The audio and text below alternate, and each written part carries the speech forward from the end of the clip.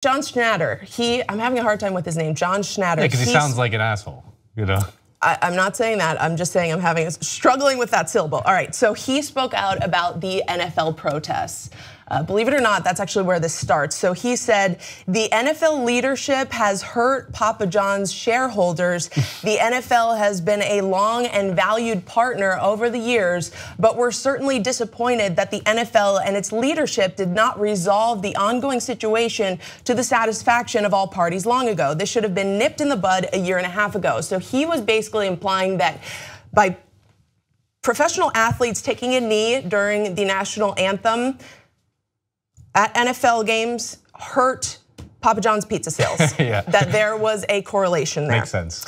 And he says this because the protests have caused NFL ratings and viewership to decline. Therefore, less people are seeing Papa John's pizza ads, which means less people are buying Papa John's pizza. So that's the logic there. Although Pizza Hut, a competitor for Papa John's, they said that for them, the protests, the decline in NFL viewership, it really hasn't hurt their pizza sales at all. So following John Schnatter's comments on the protests, a neo-Nazi and white supremacist website, I'm not even gonna tell you which one it is because they don't deserve publicity. They declared that because of his statement, because of his stance on the NFL protests, that Papa John's became the official pizza of the alt-right. I'm just taking a moment, guys. I love this story. I'm just taking a moment. So, in response to that, John Schnatter, he said that we condemn racism in all forms and any and all hate groups that support it. We do not want these individuals or groups to buy our pizza. So the company taking a very hard stance against Nazis. Brave, very brave. What do you do with Papa John's pizza now? What do you do with it now? It's good that they released a statement saying we do not want Nazis to buy our pizza. That's good. They're still gonna have the reputation for a while as the pizza company that had to come out and say, hey, we don't like it that Nazis love our pizza. Pizza Hut didn't have to do that. Domino's is just raking it in. I mean, Domino's is really smart here to just be silent.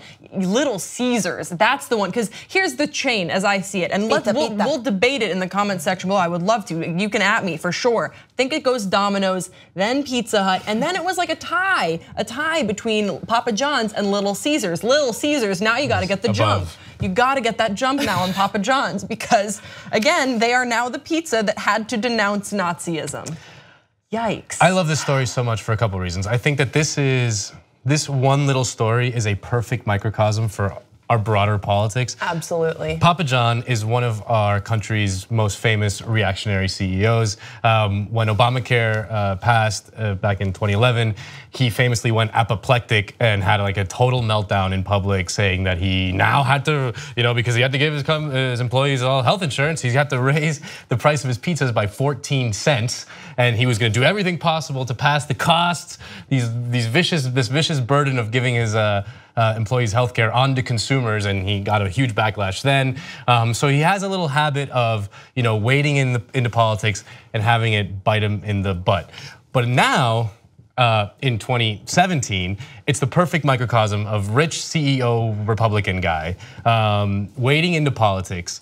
The sort of Nazi troll army kind of latching onto it, the rich Republican CEO guy being like, oh my God, who are these people? And then having to like denounce them in some sort of awkward way. It's just perfect. It's just like the perfect little microcosm of what the Republican Party did to sort of like stoke the fears and stoke the little thing, the resentments of white nationalists for so long that is now metastasized and biting them. And it's created a huge PR nightmare for them, which I suppose we shouldn't be too shocked at the guy that thought he should definitely be the spokesperson for the company. He's one of the most awkward guys I've ever seen when he puts himself in those commercials. I mean, I'm not even fully convinced that he's blinked. That's another thing. Please tweet me if you have proof he's ever that blinked. He's blinked.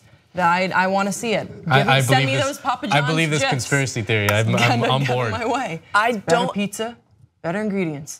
Papa John's. I don't think that it's fair to say that the Republican Party at large has stoked the passions of white nationalists for years, but I do think that you, as a CEO, if you are in this day and age, you have to know what's going to happen if you wade into politics. And I think there are some times where it's appropriate and responsible to weigh in, but I mean, you have to know that it's going to. There's a very good chance that it could affect your business, your audience in some way. Help us build independent media. Become a member of the Young Turks. TYTnetwork.com/join.